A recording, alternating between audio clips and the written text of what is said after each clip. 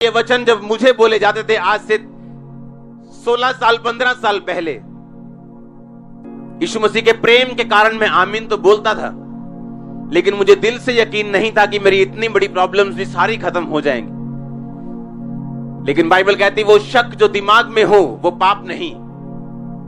शक वही पाप है जिसके लिए आप काम करना शुरू कर दें कि दिमाग में शक है इसलिए चर्च नहीं आए, दिमाग में शक है इसलिए पाप किया, दिमाग में शक है फास्टिंग नहीं की। पर अगर उस शक के बावजूद आपकी प्रार्थना वही है, आपकी फास्टिंग कम नहीं हुई, आपका बोना कम नहीं हुआ, आपकी प्रार्थना कम नहीं हुई, वो शक कोई मायने नहीं करता, आपकी शर्मिंदगियां खत्म हो रही चर्च।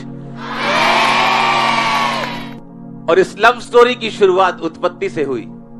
कौन सी लव स्टोरी? आपकी और परमेश्वर की लव स्टोरी। हालेलुया। पर बाइबल कहती है इंसान ने परमेश्वर को धोखा दिया। हवा ने वो फल खाया जो खाने के लिए मना किया, उसने वही फल अपने आदमी को दिया, आदम को दिया। परमेश्वर आया और उसी तरह रोज की तरह बोला कि आदम तू कहां है, लेकिन आदम पाप कर चुका था और छुप गया। कहता परमेश्वर मैं छुप गया था, मैं नंगा था। परमेश्वर ने कहा किसने बताया तू नंगा है? क्या तूने वो फल खाया जो मैंने खाने के लिए मना किया था? हाँ, मैंने वो फल खाया क्योंकि वो औरत जो तूने बनाई है उसने मुझे फल खाने को दिया और मैंने खाया। बाइबल कहती परमेश्वर ने उनको श्रापित किया, शैतान को श्रापित किया। पहले सांप के पैर हुआ करते थे, परमेश्वर ने उसके पैर खत्म किए और उसको श्रापित किया, वो पेट के बल चला करेगा और मिट्टी चाटेगा। आदम को श्रापित किया कि तुम माथे के पसीने की रोटी खाएगा, औरत को श्रापित किया।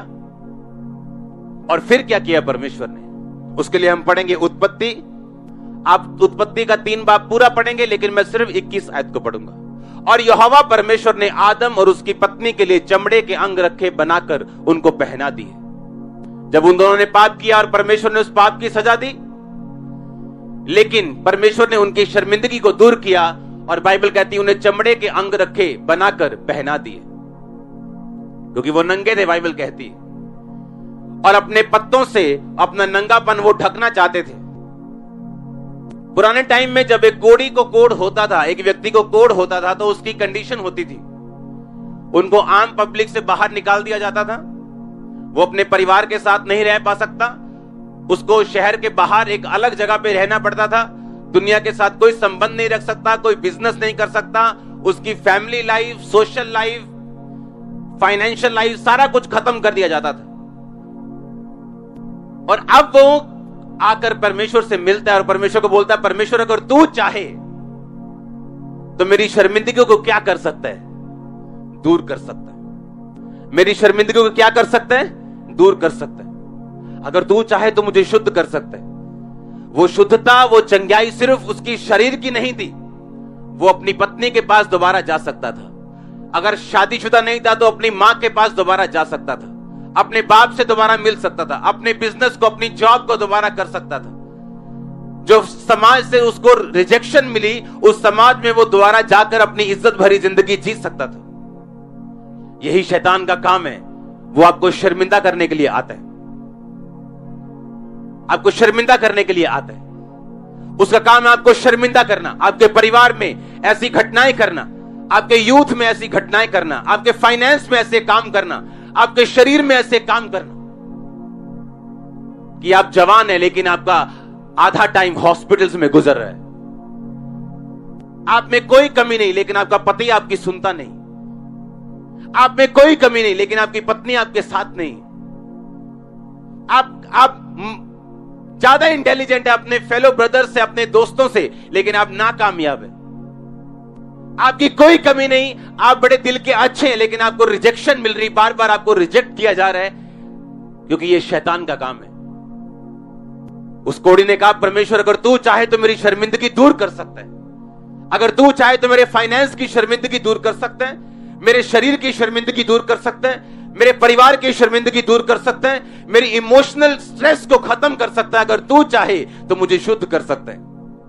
प्रभु यीशु मसीह ने उसे याद करवाया होगा कि ये दूर शर्मिंदगी करने का काम तो हम शुरू से करते आ रहे हैं। जब आदम और हवा ने पाप किया, मैंने उनको सजा तो दी, लेकिन उनकी शर्मिंदगी को मैंने खत्म किया। बाइबल कहती है यहोवा परमेश्वर ने चमड़े के अंग रखे बनाकर उनको पहना दिए। वो चमड़े के अंग रखे कहां से आए? क्योंकि बाइबल कहती जगत की उत्पत्ति में ही यीशु मसीह को कुर्बान कर दिया गया, एक मेमना कुर्बान कर दिया गया, और उसी मेमने को कुर्बान करके परमेश्वर ने उसके अंग रखे, उसके चमड़े के जो कपड़े थे वो आदम और हवा को पहनाए थे। परमेश्वर ने एक मैसेज दिया था कि यीशु मसीह कुर्बान होगा और तुम्हारी शर्मिंदगी को वो खत्म करेगा। वो शर्मिंदगी जो पाप की वजह से है। आज लोगों को पता नहीं है उनके घर में शर्मिंदगी क्यों है। उनको लगता है उनका बेटा बिगड़ा हुआ है, उन्हें लगता है उनकी बेटी के कारण उनके घर में शर्मिंदगी है। लेकिन बाइबल कहती शर्मिंदगी की शुरुआत आपके अपने पाप से हुई, आपके बेटे के पाप से या आपकी बेटी के पाप से नहीं। आप पाप में बिगड़े तो आपका घराना पीछे पीछे उसके असर में बिगड़ा, आपका फाइनेंस बिगड़ा, आपकी सेहत बिगड़ी, आपकी लाइफ बिगड़ी, आपकी सब कुछ वो आपके साथ जो जुड़ा हुआ था वो बिगड़ गया। और आप सोचते हैं अगर वो अच्छा होता तो मेरे घर में शर्मिंदगी ना होती, अगर ये अच्छा होता, अगर मेरा पति अच्छा निकल आता, अगर मेरा पार्टनर अच्छा निकल आता, अगर मेरा बिजनेस पार्टनर अच्छा निकल आता तो मुझे शर्मिंदगी ना होती। लेकिन बाइबल ऐसा नहीं कहती।